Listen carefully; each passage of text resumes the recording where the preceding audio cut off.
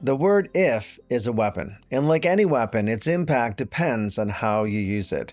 Wielded wisely, it cuts through doubt and opens up possibility, but turned the wrong way, and it can wound, trap, and even sabotage. The same word that builds momentum can also bury potential. And as you'll see inside this video, it's not the word, it's the direction that you aim it. Hi, I'm John Ryan. I'm a master trainer and coach, and I've been in training development for nearly 30 years.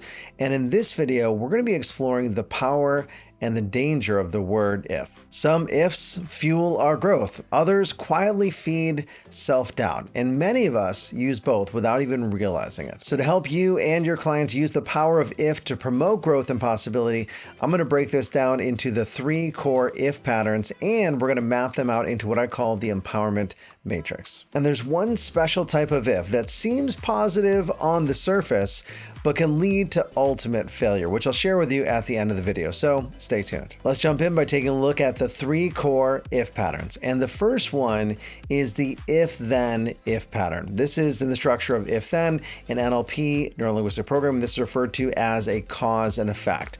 And the structure looks like this. If there is some cause, then there is some effect. And remember, as we go forward here, none of these patterns are necessarily good or bad. It depends on how we use it. So a good use of this, a positive use of this, if you will, would be if I work hard, then I'll succeed. So you can see obviously the if-then connection in a positive framework. You can take that same frame, the if-then frame, and turn it into a negative statement as well, including if I get fired, then my life is over. So as coaches and leaders, we want to be aware not only of an if-then statement occurring, but how is it being used? Is it being used constructively, or is it actually being used destructively? And that happens with all of these patterns that we're about to look at, including number 2, which is the what if. And this is evoking the hypothetical, where a client is saying, what if this happens or what if that happens? You can hear that it can be about possibility. It can also be about impending doom, depending on what's going on inside of their mind. So an example of this would be, what if I fail? That would be a horrible experience. And the problem is, if they're only paying attention to what happens if they fail, they're leaving out the possibility that it can actually be successful. So we might have them then direct their focus. Okay, great. Now that you've evaluated what happens if you potentially fail, what will it look like if you actually succeed? What if it works? So we can determine where are they spending their time and where are they spending their energy. Because if they're only going into what if this doesn't work, what if I fail, what if they reject me, then obviously we need to either deal with the emotions, the fear that's coming up with, or maybe they need to prepare more. We got to figure out what is that lesson so we can really help them embrace the emotion and figure out what is the best course of action to take going forward. And then the last one is if only. This is the 3rd pattern in the core if patterns, is if only. And this is when people are considering an alternate reality to what they're currently going through. For example, if only I had tried harder, if only things were different. And you could substitute any reality that you want here. If only I had a better childhood, if only my parents did X, Y, and Z, if only I went to a better school, got a better job, had more money, whatever the problem is. And the challenge with this if only, is it's putting the power outside of the person. Because now they're blaming these external circumstances that they went through as to why they can't do the thing that they wanted to do. In a way, it's kind of an implied if-then. Because what they're suggesting is, if I had a better childhood, better college, better paying job, etc., then I would be able to do the thing that it is that I want to do. So we have to identify what that block is and then help them work through that to get to the other side. So those are the 3 core if patterns. We have the if then, we have the what if, and the if only. Now that you have a baseline familiarity with the 3 core if patterns, let's take a look at 3 examples on empowering level and a disempowering level, and then run it through the empowerment matrix so you can really understand what's happening and why these if statements can be powerful or dangerous. So for empowering if statements, let's start by looking at strategic ifs. Strategic ifs are any if-then statements that focus on the future that have a positive outcome. So if I can do this one thing, then this other thing will open up. So it's cause and effect. So if I can get a new sales manager on board, then we can get our sales back in the direction that we want to go. If I can run and complete the marathon in the time that I want, then I'll qualify for the Boston Marathon or whatever the condition is that you're setting up. We also have the visionary if, and this is that what if if possibility oriented question. So what if it works? What if we're able to break through in that market? What if we could scale our business? Or what if we could turn our health around or our relationship around? So it's using the power of the what if towards the future in a positive possibility way. And then we have the last one on the empowering side, which is the evidence ifs. And this is where we're taking some condition that has already occurred as evidence for something positive that can occur and hopefully will occur in the future. Man, if I survive that, then I can do anything. And that's a classic reframe from the context of NLP. And it's like we said before, it's not the word that has the power, it's how you use it. So you can use it for empowerment and positivity. You can also use it for disempowerment and negativity. And let's take a look at that just so you can be aware of it if it ever pops up in your mind or in the people that you work with. So the first one in this category is limiting ifs. If I fail, it's over. Now you and I both know it's not true, but that's where the client is coming from. They have a belief that if this one thing doesn't work out, then their career is over, their relationship is over, their life is over, depending on how big it is for them as a concern. We also have anxious ifs. Well, what if I'm not good enough? This is what if used obviously in a negative, destructive manner. And then we have regret ifs. So regret ifs are, if only I had this in my life, only had more education, more money, more time, more resources, whatever the thing is. And again, the problem with a regret if is it's taking the power that we have to do something about our situation and we're putting it outside of ourselves, which essentially is the nature of disempowerment. And now that we've had a chance to look at the 3 core if patterns and break them down even further into the empowering ifs and the disempowering ifs and the examples that I've just provided, let's go ahead and evaluate and organize these into what I refer to as the empowerment matrix so you understand where your client is and how you can get them into a more positive mindset. So as you look at the 4 quadrants of the empowerment matrix here, we see that we have vertical and horizontal axis, with the vertical axis being in relation to empowerment, with empowerment at the top and disempowerment at the bottom.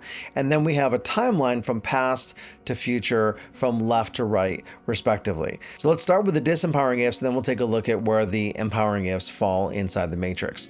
So if we look at the first 2 in the disempowering category, we had the limiting ifs, and then we also had the anxious ifs. The limiting ifs are, if I fail, then my life is over. If I get fired, then I'll never find work again. So that's obviously a limiting belief about the future.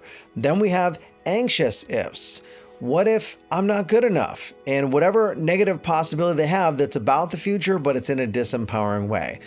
On the past side, we have regret ifs. If only I had better education, better parents, better upbringing, better resources, fill in the blank for whatever the problem is, but that's obviously more focused on the past. So we can organize these by empowering and disempowering, which we just did there, in relation to the past and the future. So once we identify what type of disempowering if statement the client is using, or if we find ourselves using the same type of frame as well, then we can figure out how do we get them into the empowering end of the empowerment matrix. So then we're looking at strategic and or visionary ifs. Strategic ifs, again, are any positive if statements. So if I can get the job, that I can get back on my feet, or if I can finish the marathon, then I can do anything. Then we also have the visionary ifs. Man, what if this works? What if this is the one? This relationship is the thing for me? Or what if this program really works for me in terms of turning my health around? So it's similar to a strategic if, where it's an if then with a positive outcome, but there's no if this. It's unconditional. Like, what if this works? There's nothing that has to happen in order to make it work. It's just all about possibility. So those are the empowering ifs that are focused on the future. Then we also have to look at empowering ifs based on the past. And this is where you get the classic reframe. Man, if I can do that, then I can do anything. And that's why it's called the evidence if, because you're literally taking evidence of you going through difficult things that you didn't know you could get through, but you did. That is evidence that if you can make it through there, then you can accomplish this hard thing that you're set out to actually achieve. And now that we've covered the 3 core if statements, the fact that there are empowering and disempowering versions of if statements, and that you can organize them by empowerment, disempowerment, as well as past and future, you might still be wondering, okay, if I know this, then what do I actually do with it? So let's take a look at how can we use this to empower ourselves and others. Now, the first and probably the simplest thing you can do is anytime you hear a regret if, is turn that into an evidence if. If only I had better parents, or if only I had a better childhood, or only I went to a better school, what would my life be like? Well, instead, turn that into an evidence if. Look at all that you've accomplished considering what you've been through. If you can get through that, then you can do this, or you can do anything. So that's a classic format of a reframe inside of NLP, as I shared. So turn the regret frame into an evidence frame. Another thing you can do when you come across a disempowering if is something called the meta model inside of NLP. And if you haven't been certified or trained NLP yet, that's okay. You can simply ask good quality questions would be another way to look at that. So someone says, if I lose my job, then my life is over. You can ask them a follow-up question. Well, how do you know your life will be over? What happens if it isn't? So we can almost turn it into a what if on the positive frame, the visionary if that we talked about a little bit earlier. All of these essentially are reframing that. So once you get more information about the situation, you can find a positive spin on it. Another example of a reframe might be coming up with a counterexample. Have you ever been fired before? Yeah. Was your life over then? No, it only felt like it. So that's a counterexample inside of their own life. Well, have you ever known someone else? No, I've never been fired before. Have you ever known someone else to get fired? Was their life over? No. In fact, how many people do you know that have been fired that have gone on to do great things? So how do you know that this actually isn't the best thing for you right now, even though it doesn't feel like it? Because after all, if you can get through what you've been through, that means you can get through this. So we can use the power of if in a number of ways. And ultimately, if you have a positive mindset and you have flexibility in your approach, you're going to find a way to help them shift their perspective from the lower end of the empower matrix to the upper end, so they're focusing on positivity and empowerment. And the last thing I want to share with you is something that I think is really important for you to consider, not only for your clients, but also for yourself, that is essentially a trap. I think of it as an if trap, because it seems like it's positive, but it really can have a negative effect if you're not careful in how you think about it. Another way to think of this one, I often refer to this as a mirage if.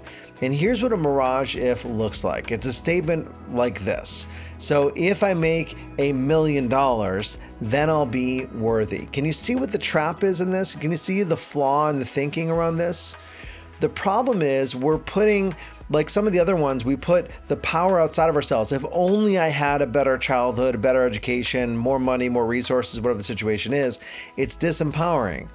The same thing happens here. If I made $1 million, then I'll be worthy.